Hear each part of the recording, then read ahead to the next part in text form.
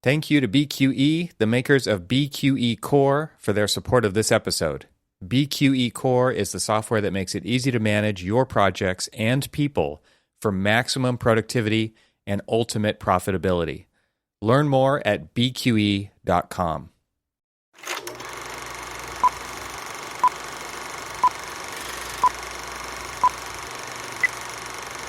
All right, so you know that Isuzu that we were following on Cars and Bids? Yeah, carsandbids.com, a vehicle auction site, and they had a, what was it, a 99? So it was a 99 Isuzu Via Cross. Which everybody, if you haven't seen a Via Cross, you need to look it up right now. It's one word, Vehicross. We'll put a link to it in the show notes, make it easy for you. But it's an odd duck. Corbin. It's an odd duck. It is definitely an odd duck. And I was thinking about that, and you and I were kind of talking about like the unique styling. And unique is a special way. And I think even in Motor Trend had called it like the unique styling of the year. Look at and me, stuff. Gen X styling. Look at me, Gen X styling. Which this is on their Wikipedia page. I'm just reading. Motor Trend reports it gets thumbs up for look at me, Gen X. Like, I didn't even know that was a category. That's pretty hilarious. It is. I mean, and unique styling or look at me is potentially code word for, man, that's ugly. Yeah, it is. But and it was. I usually attribute it to specific colors of automobiles, right? Which is, it's not look at me styling, but it's look at me because I bought the highlighter yellow Corvette. Yeah. That's how I see people driving around in those. I saw one of those, bright orange Ford, the new Ford Bronco last night. And it's definitely a look at me color, right? Well, it's definitely a look at me, and it's interesting though, because let's be honest with you. The people that I see buying it are the look at me Gen Xers right. They still have a mullet. Who bought, wow, still have a mullet. Yep. Never went out of style for some people. But I mean, it was the same people who bought weirdly bought the Pontiac Aztek vehicle. But it was this, this interesting kind of like styling decision that was prevalent. Like, we were adventurous. We being, Gen Xers, we were adventurous. We were creative in our styling. It wasn't always a hit. A lot of times it was a miss. Well, at least they tried. But I was thinking about this when we were talking about this, and I was thinking about how, so now we have kids, and those kids are actually becoming grown-ups and starting to influence design or influencing like the style of their time period. And because we've noticed that a lot of things, what comes around goes around kind of, philosophy, they are picking up on, and this goes back to like what we were talking about with kids and music and the Gen Z. The Gen Z are our children, right? They're the age of our children. I mean, I have a 21-year-old, I have a 19-year-old, and there are other people who've got like 26-year-olds and 28-year-olds and however else, but they're all part of the Gen X crowd. And their design sensibilities. They're millennials. They're not Gen Xers. They will take issue with what. Well, but don't forget millennials in between Gen Z and Gen X. They're the Gen Ys. Okay. Yeah. Whatever. Yeah. Well, I think millennials they're like up to like age 35, 40. Their 40 is probably like on the cusp. Where's the cutoff? Yeah, something like that. Well, but I mean, anyway, so. Sorry to disrail you. I just don't. I'm just saving you from getting the hate tweets. Like I read them. You're welcome. I've noticed this, interestingly enough, that my Twitter engagement has plummeted so much over the course of the last year that I think I have to force myself like on a, I don't know. And this isn't probably good to like, admit this out loud that I don't really engage with social media anymore, unless it's pretty pictures on it's Instagram. Better for you as far as like your mental health. So no yeah, judgment. I mean, Well, I mean, I think my mental health in the past year of just working on this project that's, led. Well, it's suffering in other ways. You've just found new ways to suffer. That's all. Yeah. So anyway, so back to the Via Cross. Yes. But if you think about it, like the styling uniqueness of, like, say, the Via Cross, and the styling uniqueness of, say, the brand new Ford Bronco, you can see there's like this adventurous trend to like try something new and different.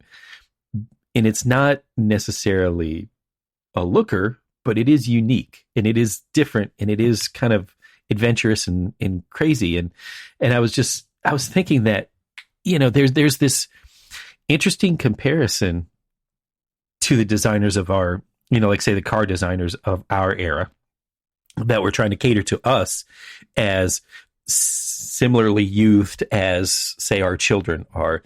And so our design sensibilities, much like when we were talking about the music sensibilities, because I know that, like, I'm sitting there listening to my daughter's playlist, and my daughter's playlist is essentially the same playlist that I used to listen to when I was her age, or, well, maybe not her age, but later on in like my, early 20s and stuff, was the playlist that she's now listening to when she wears, like, Red Hot Chili Peppers shirt and somebody was name 3 songs. You just bought that shirt at Hot Topic. You're not a real fan. Yeah.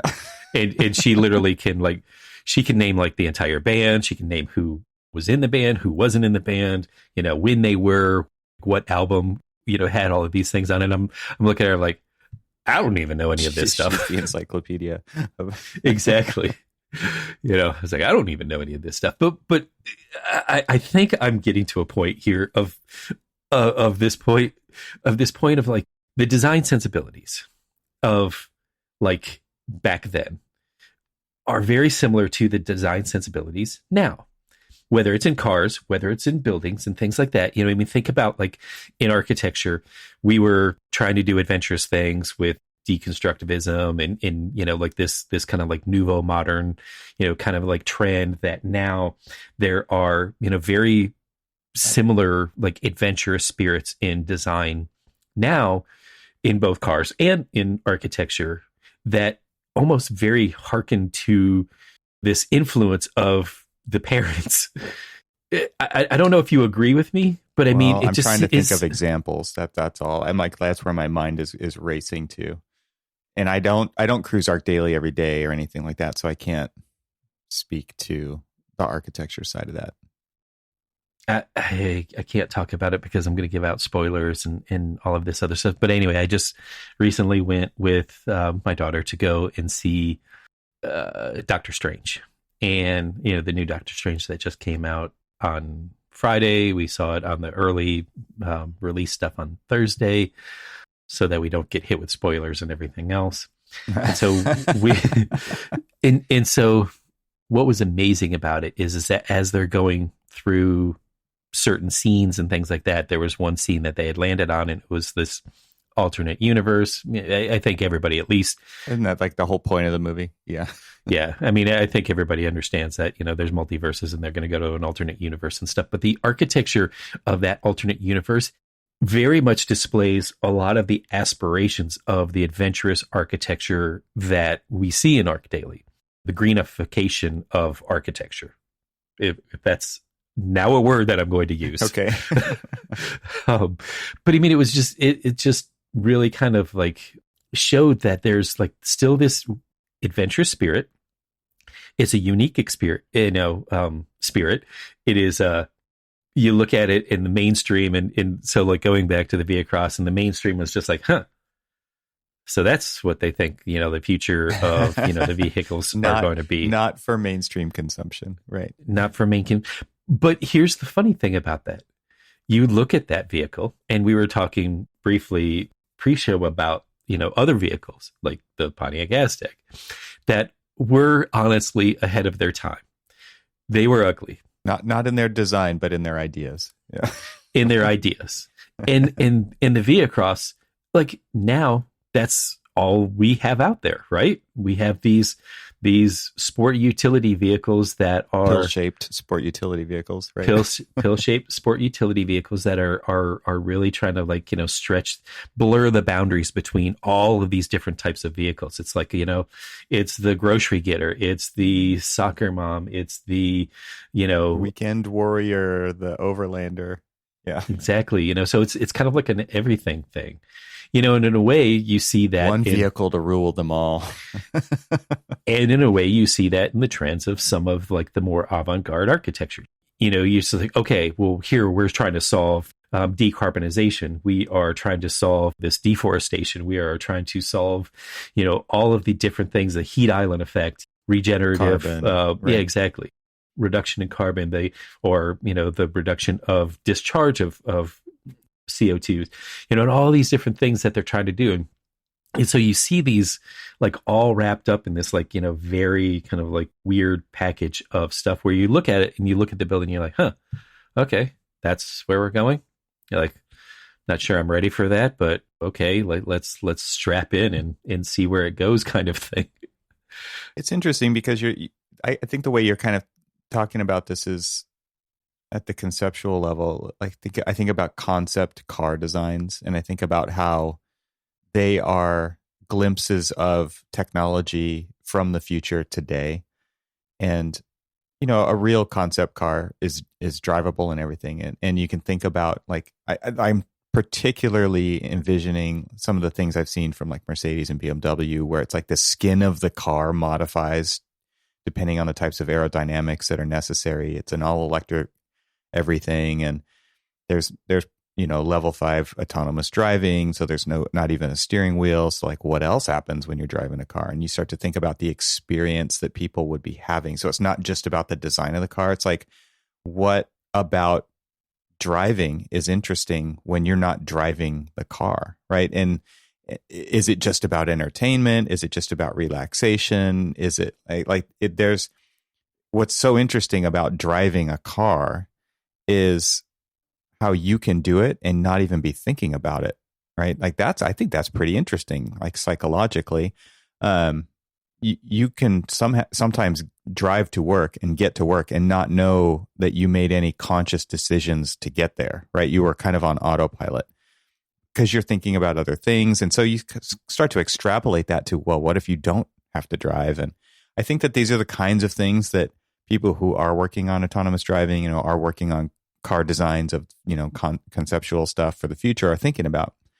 And then I think about buildings, and every single building that we design, futuristic or not, conceptual or not, is a prototype, right? It's very prototypical in that way. And what's interesting to think about is the buildings that you're talking about are kind of case studies of how buildings en masse should be. And yet, like, that to me seems practically impossible, right? Because we build buildings one at a time. We build, and I get it, like, the future of our planet has a lot more people on it, and the need for building is very high. But getting everybody on that same train to design and deliver buildings that have all of those, let's just call it bells and whistles for now, but very important bells and whistles, right?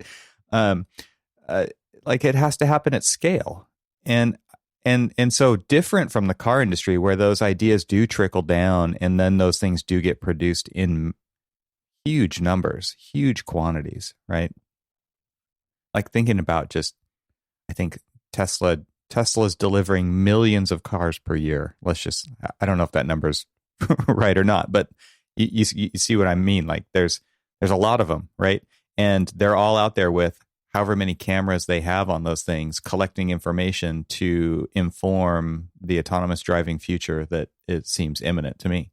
And buildings, it's not like that at all, right? It's like there's one building that has all those technologies in it, and people who are designing buildings aren't all on the same page about what the future of buildings are. There's a lot of people who are, but again, like, the process takes so long, and it's just like these.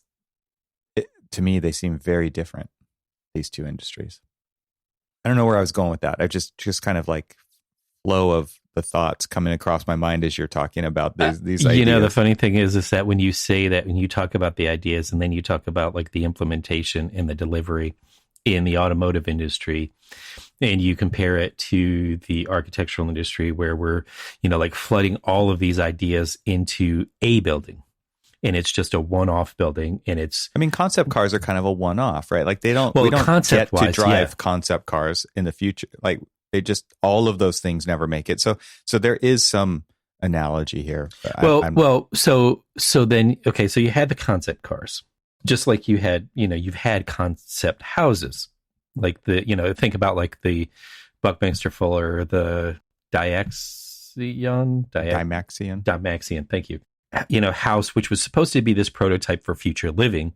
And though that particular house really didn't catch on, ideas of that house did catch on. And, you know, there were things that were implemented. But then you go back and you think about even further back, though, and you think about the effect of like the industrial age, especially specifically about like the production line and think like that. You think about the craftsman houses, and the craftsman houses weren't a style of house. They were delivered by Sears and Roebuck's, the craftsman series of homes that you basically could go out and you could buy a packaged home. They would deliver, you know, the plans or deliver the wood and everything else and all of that other stuff. And essentially you assemble these things on site. And so now fast forward to a similar concept where you have these concepts of like the factory built homes. I'm trying to find a better term than or 3D printed homes even. or 3D printed homes. Well, I'm more thinking about some of the homes that I had worked on in the past where these were custom factory built homes, but they were just a modification of a housing type or a housing delivery type.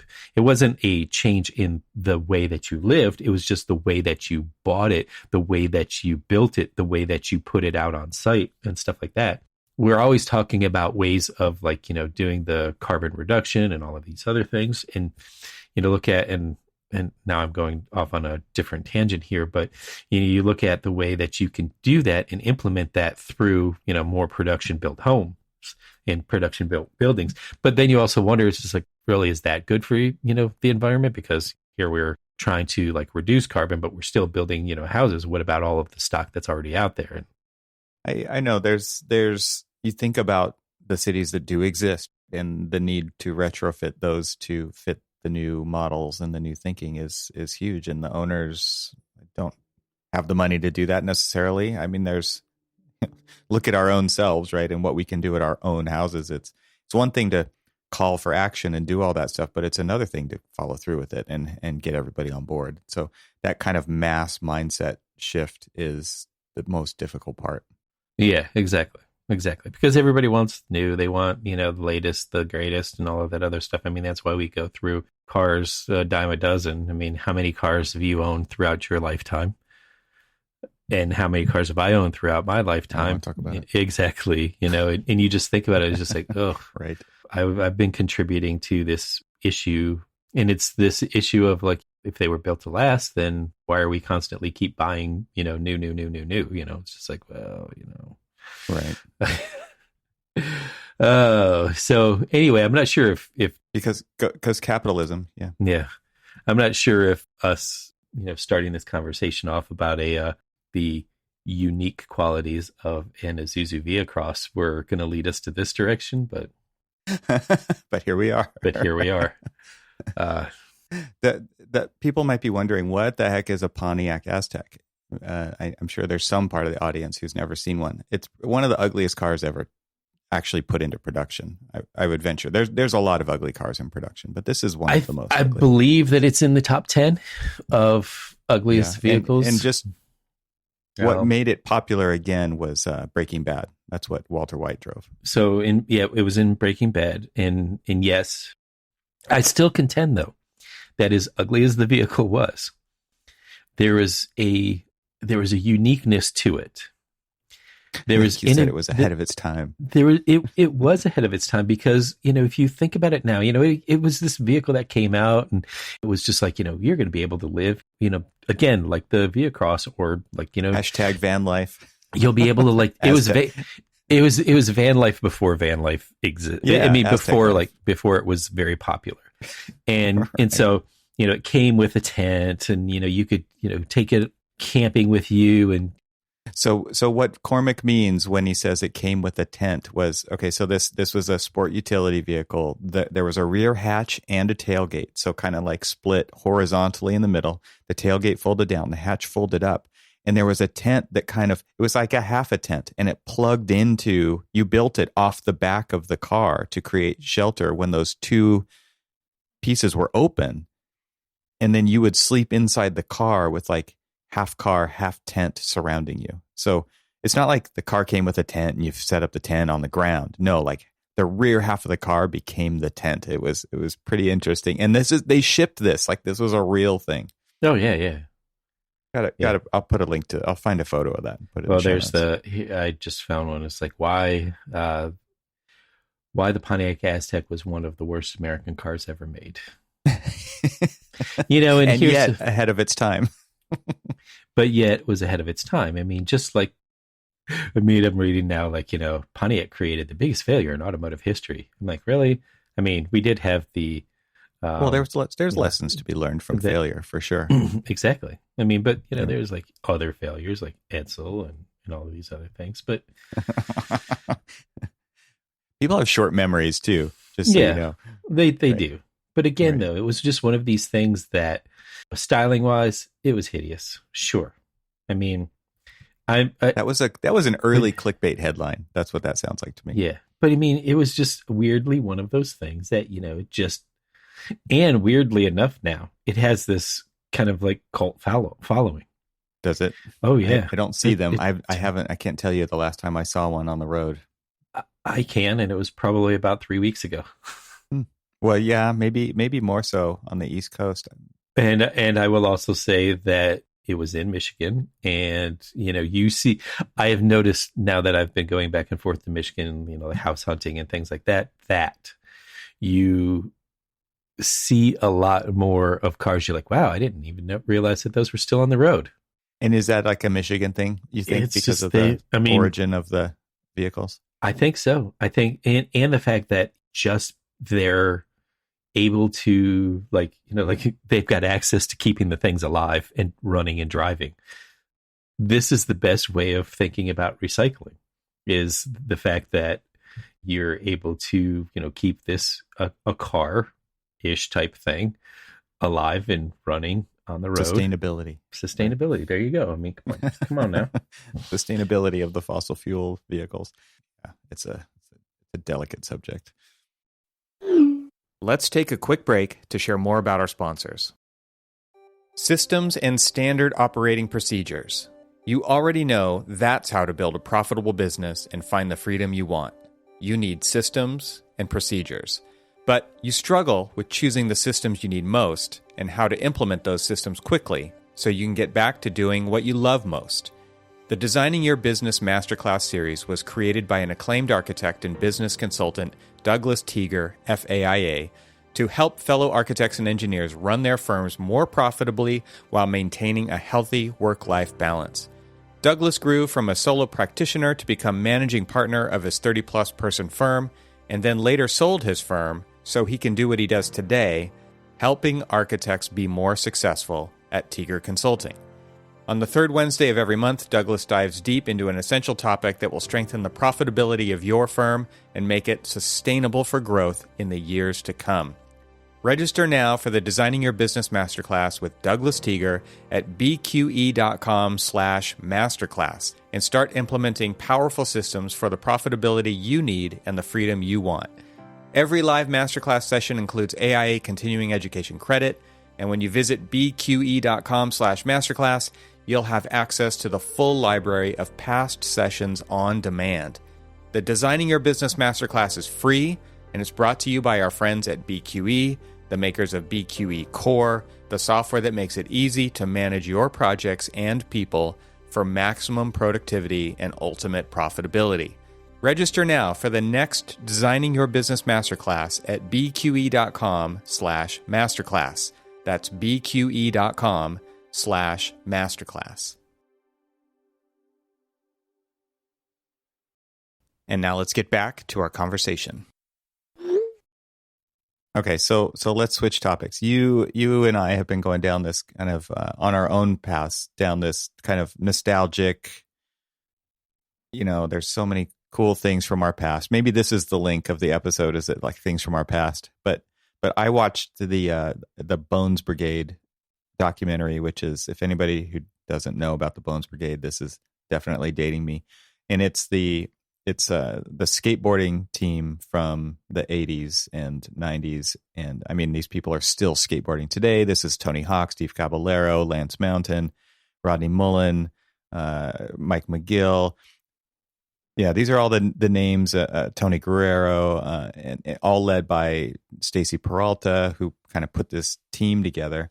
And I was just, I was watching this, and I was texting you and some other friends of mine, friends of the show, who we all grew up at the same time. We're all Gen Xers, and we were all into skateboarding to some degree and at various levels of success with that or failure.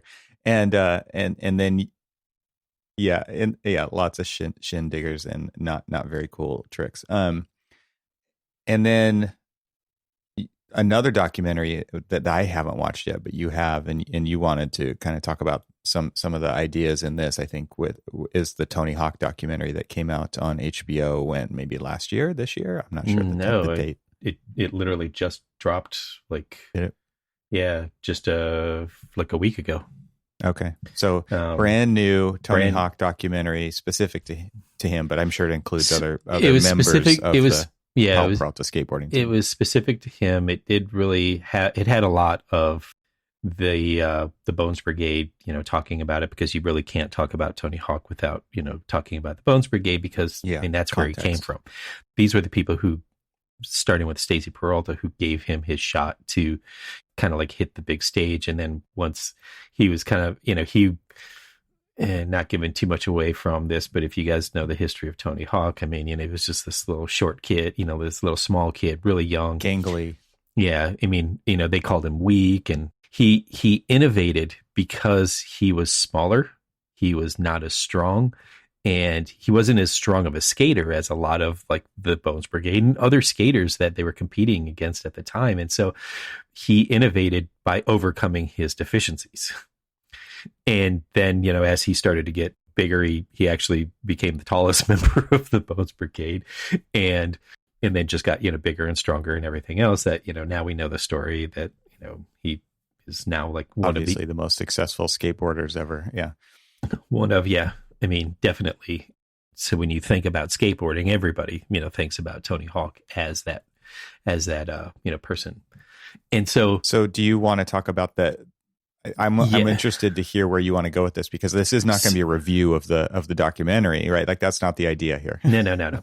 So what I wanted to kind of like talk about isn't necessarily about the documentaries, although I will suggest anybody who's even remotely interested in skateboarding, or in a way where I'm going to be going with this, is there was a constant theme with every single one of these documentaries. So, you had reached out and you said, hey, have you seen, I was just, watching the Bones Brigade documentary. And then, of course, I went on and I watched it. It's on YouTube for free. Yeah. And then I fell down this rabbit hole of watching a bunch of other ones, and it was almost like rekindling memories of my past. And it was, just amazing to kind of like start thinking about, not just thinking about, because of course, when you do that, and you have these documentaries about these people who were basically our contemporaries in, they're our age, they grew up in, we read about them in like Thrasher or Skateboarder and all these other things and stuff. And so, you're familiar with them, but they're also linked to your past, the music and everything else and stuff like that.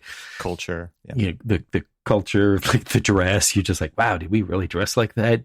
And all of these other things.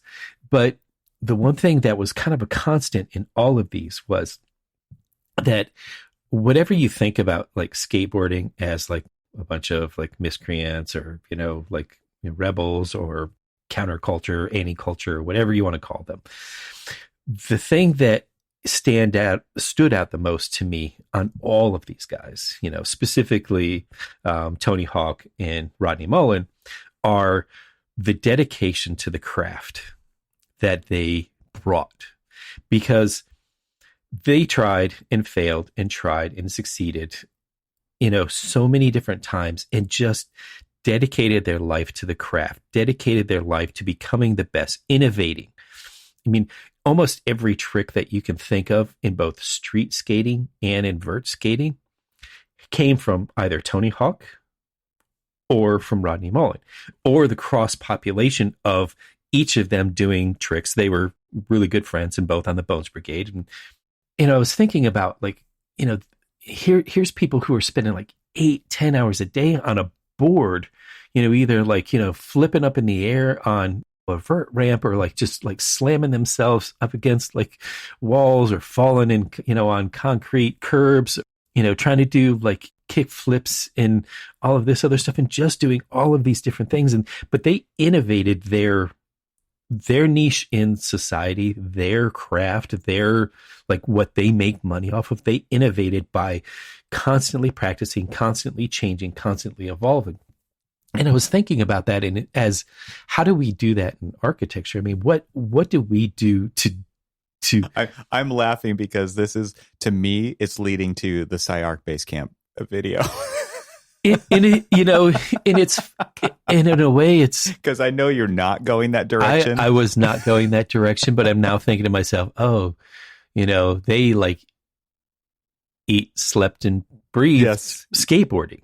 Yeah, but it became dogma, right? For the architects, not the skateboarders. I definitely don't get that vibe from the skateboarders at all. I don't get just that, to be because clear. Yeah, because here's the thing though, is that this was a way to feel like they belonged. This was a way, like when I hung out with, all of my buddies in the 80s and stuff like this, we were all the outcasts of our neighborhood or whatever else. I mean, we didn't really belong. I mean, we sort of like fit in, when we tried to like, we went out and played baseball, or, I was like big into like Little League baseball and all of this other stuff, but I never really felt like I belonged. And so like, the crowd of like, just like oddballs was more my crowd.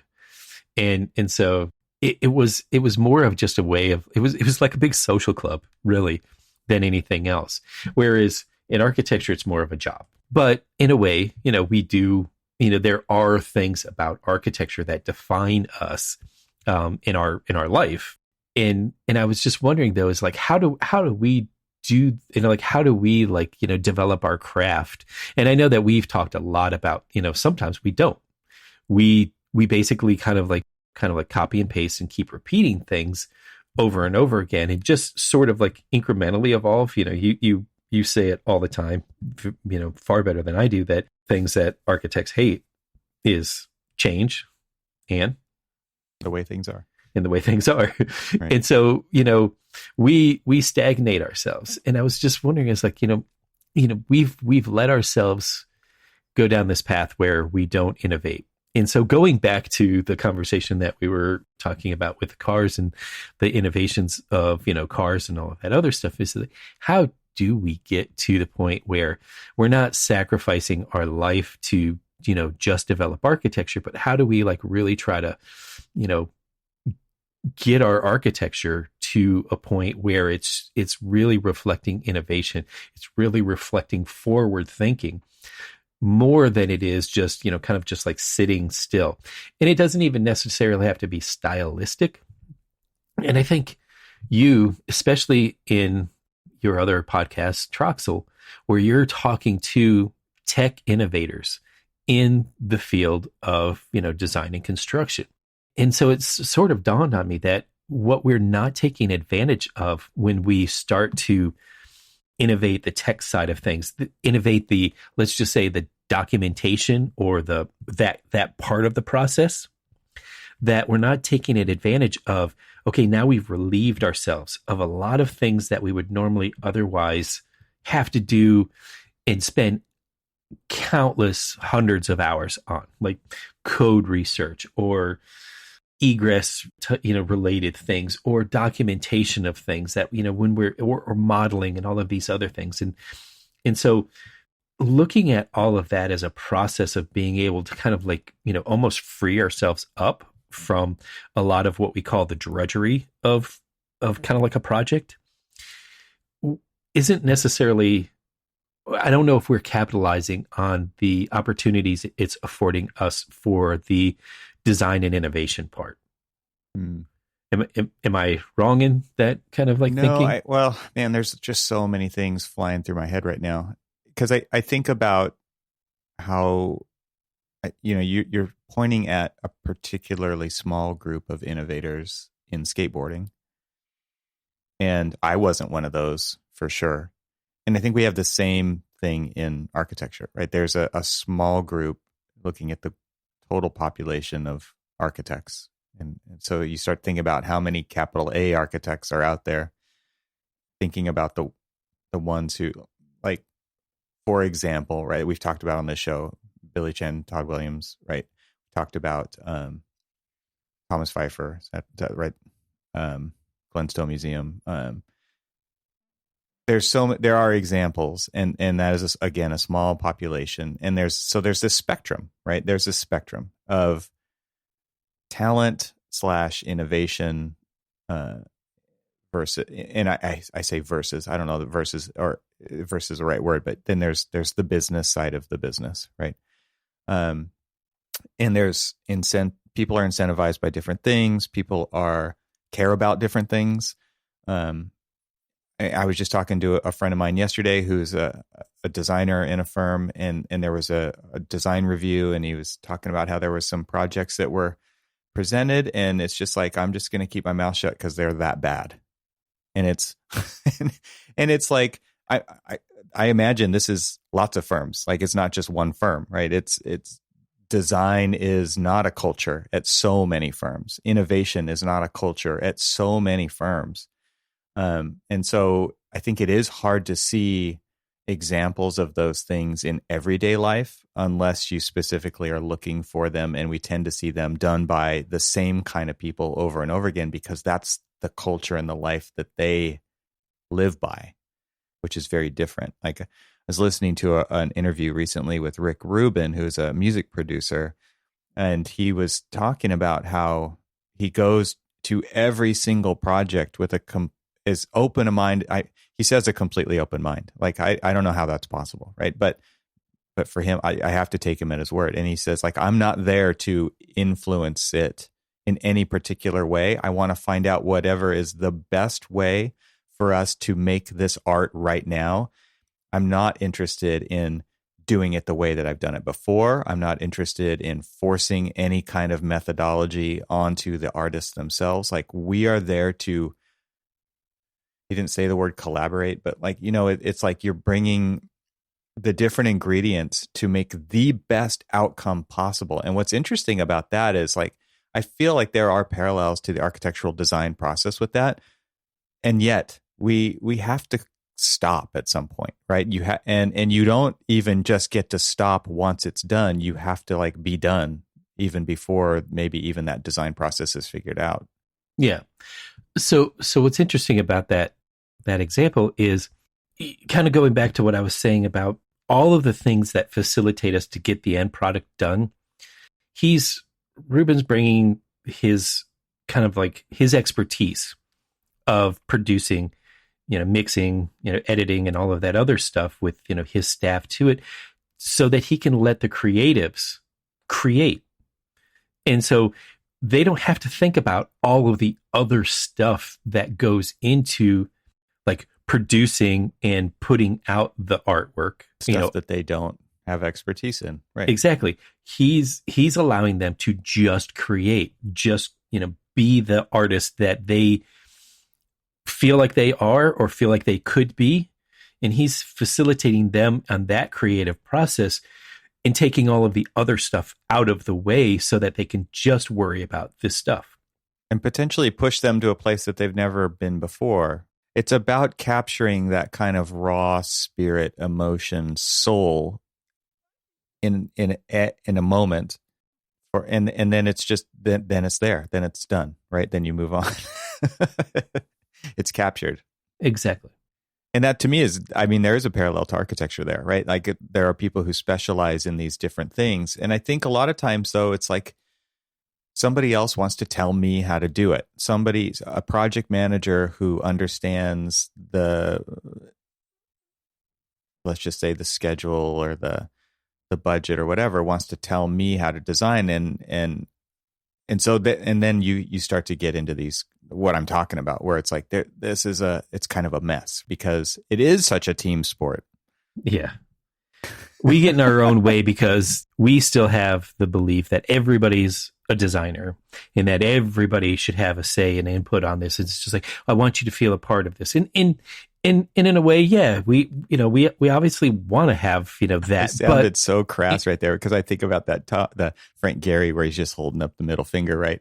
Don't tell me how to do it, right? And the thing though is that I've met so many people who they're like, well, like that's your niche in the business, and I don't want to, I don't want to do that. I want to do this. And so you say, okay, well then you develop that. You become strong at that, whether it's project management, scheduling, adhering to budgets, constructability, putting together document sets and stuff. If that's like your thing and that you don't really want to get into like the design side of things, then help facilitate the design, help facilitate the innovation.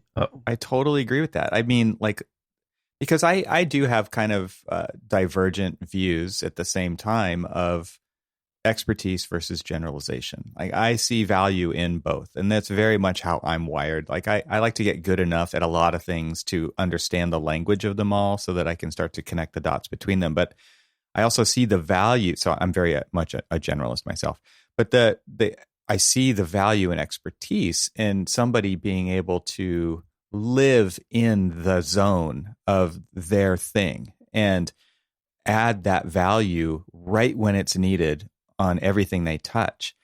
And not even to say that necessarily happens on a schedule. Like, so that's where things get a little weird with creativity, right? Is because it doesn't happen, like Rick Rubin says, it doesn't happen on the quarterly basis, right? And so when you think about how everybody can play their part, like, okay, so the best example I have of what you just said is a friend of mine, Alvin Huang. He's been on my other podcast and he's lectured in my class at Cal Poly in the past. And he's an architect. He teaches at USC and he does a lot of conceptual design work. He's definitely on the capital A architecture side of things. And he has a quote from a structural engineer that he worked with. And it was like, the architects I want to work with are the ones who bring me the most interesting ideas. And they're not interested in just solving the same problems all the time. Like there's other people on staff for that, right? Because that's what they're really good at. And so you start to think about this as a puzzle and how the pieces work in concert together and aren't competing or telling the other one how to do their thing. Of course, they should be talking about facilitating a process that is cohesive and smooth, right? It's not, you don't want to disrupt all the other pieces because then the puzzle just blows up. But when you think about the other members of the team and the value they can bring, like if you're talking about a technical architect solving like waterproofing problems on a facade, like they want to solve interesting waterproofing problems. I would hope that they would.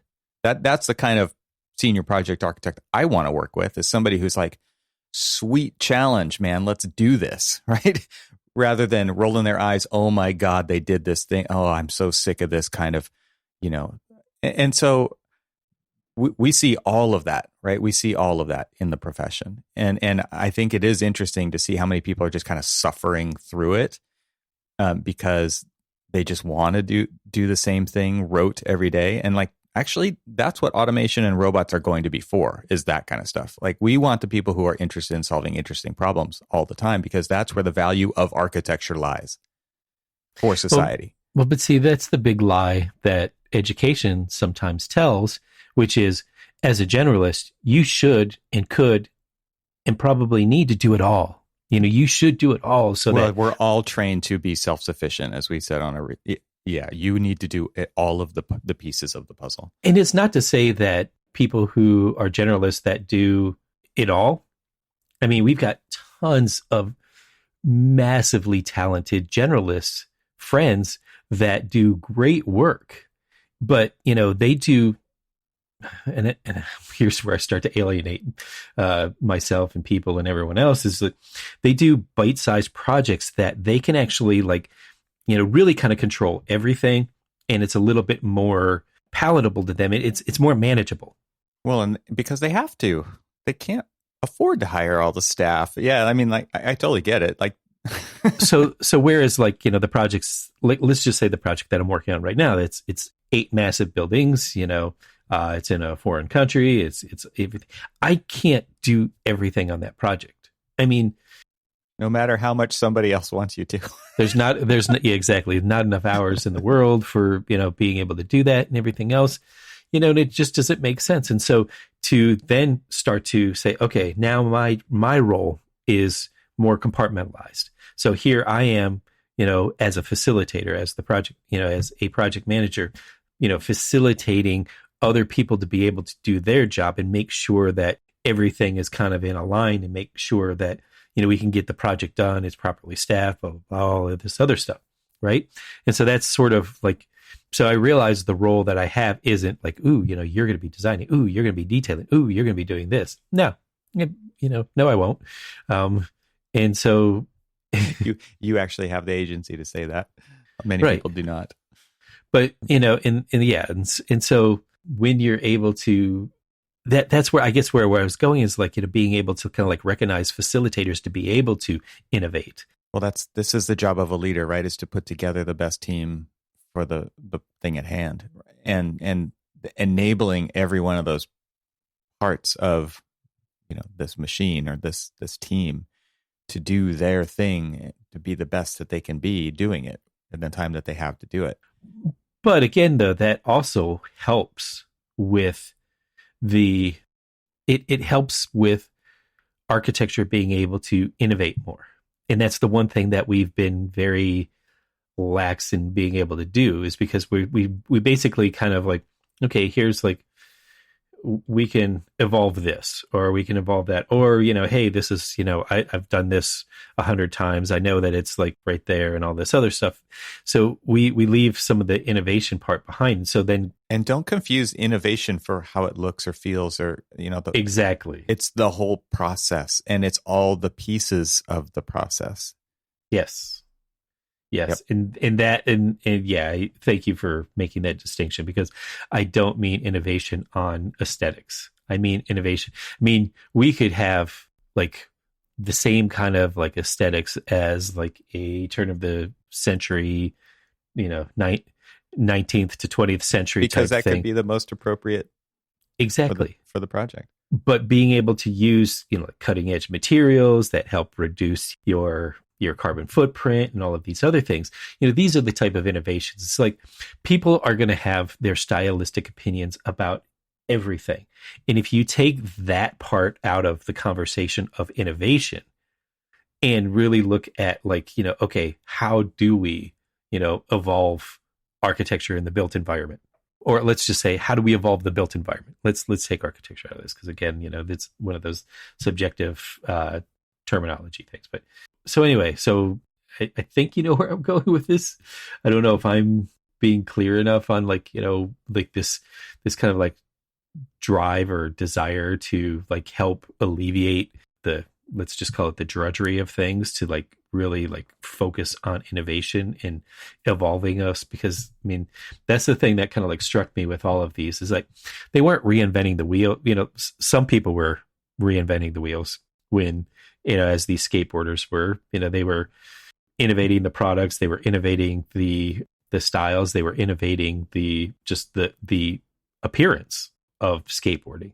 Now, suburban families are buying their kids skateboards and pads and all this other stuff and sending them off to the skate park and all of this other stuff.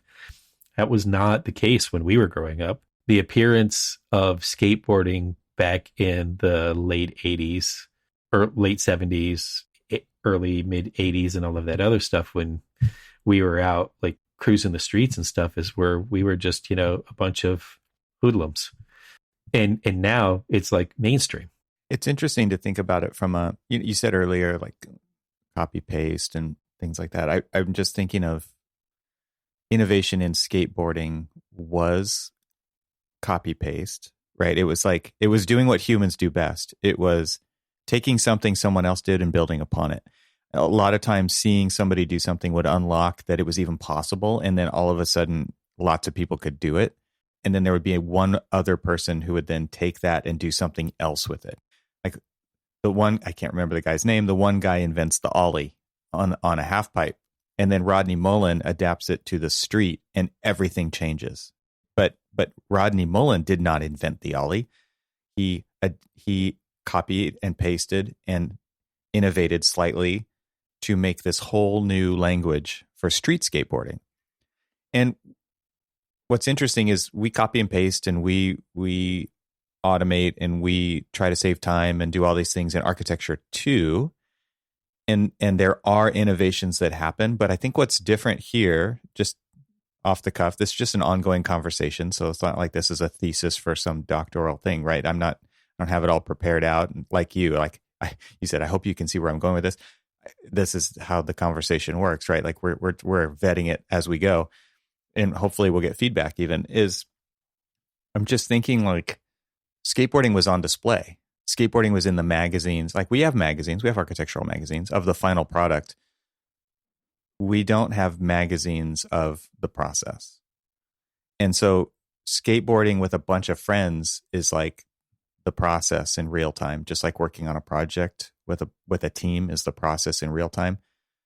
How do we convey the innovations, no matter how small they are, no matter what piece of the puzzle they're attributed to, so that the whole industry becomes mainstream in the future, to your skateboarding analogy a minute ago, right? Which is back then it was done like this, and it was like, it wasn't mainstream. It was counterculture. It was punk rock, right? It was for a small segment, and now it's everywhere. It's like architecture is like that to me, and we can't get out of our own way, because if we innovate on a process, on a piece of the puzzle in our own firm, we tend to keep it there and not share it and not put it on display. There are definitely people who do that, and I think they're mostly on the technology side of the practice, and they are very engaged on social media and on YouTube, and they are sharing these things. Those things are out there, but they're not mainstream, like adopted and elevating the whole profession together. It's super piecemeal. So I don't know how we do that. I mean, that to me is like kind of why we do this, what we do, right? Which is to expose this kind of thinking, expose these kind of ideas, expose interesting ways in which people are doing that and talking about it. But overall, that it's not a culture that our industry has. So it is kind of interesting to look at another model and the success. And was that success guaranteed? No way, right? It was never guaranteed. Skateboarding has died multiple deaths along the way, and somehow reemerged and gotten even stronger to the point at which now it's this global industry. Probably makes more money than architecture, right? Thinking of it that way is kind of interesting and scary and sad. But thinking about how they've done that, and because there were people like Tony Hawk who are willing to just continue to take the beating. I mean, there's architects like that too. And what we do matters for society. It is, and with the need for whatever the number is, it's like we got to build a city the size of New York every year for the next 33 years, or every 3 months. It's like insane, right? That the amount of built environment that needs to be produced by 2050 is like, it's incredible. And how are we going to do that when we can't even like move together? You know, it's I can't even believe buildings get built. Although I will say this, that, you know, one of the things that looking at the first, I don't know, 2 minutes of, or 5 minutes of the Tony Hawk documentary, it's basically showing him in his warehouse on his ramp, and every single trick ended in him on his ass. And the thing is that he kept getting back up and trying it again and trying something different and trying that. Just like, you know, when he like hit the 900, you know, I mean, it took him 10 years. It took him 10 years to do that. But wait. True.